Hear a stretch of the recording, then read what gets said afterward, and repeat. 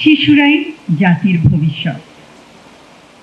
কোনো প্রতিবন্ধিতা যেন শিশু কিশোরদের যোগ্য নাগরিক হিসেবে গড়ে ওঠার ক্ষেত্রে প্রতিবন্ধকতা না হয়, সেই লক্ষ্যে আজ কড়াইলে শিশু স্বর্গ প্রকল্পের আরম্ভ।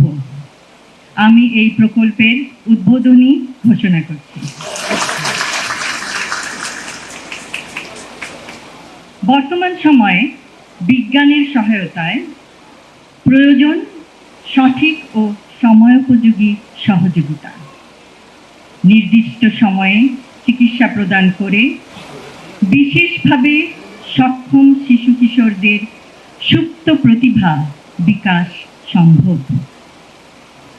শিশু স্বর্গ প্রকল্প শিশু কিশোরদের মায়েদের জন্য সৃষ্টি করবে সাপোর্ট গ্রুপ। আত্মবিশ্বাসী পারবে বিষণ্ণতার অন্ধকার থেকে মা ও শিশুকে উজ্জ্বল স্বাবলম্বী ভবিষ্যতের দিকে এগিয়ে নিতে। প্রতিবন্ধী বান্ধব জাতীয় নাগরিক সেবা গঠনের প্রয়াস।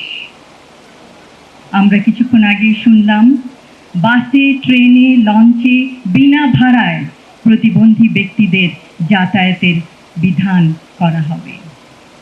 ইনশাআল্লাহ, a disability-friendly national citizen service will pave the way for a better and brighter future for all. শারীরিক বা মানসিক প্রতিবন্ধকতা যেন সুস্থ থাকার অন্তরায় না হয়, নিশ্চিত করতে হবে সবখানে তাদের সহজ প্রবেশাধিকার এবং মর্যাদা।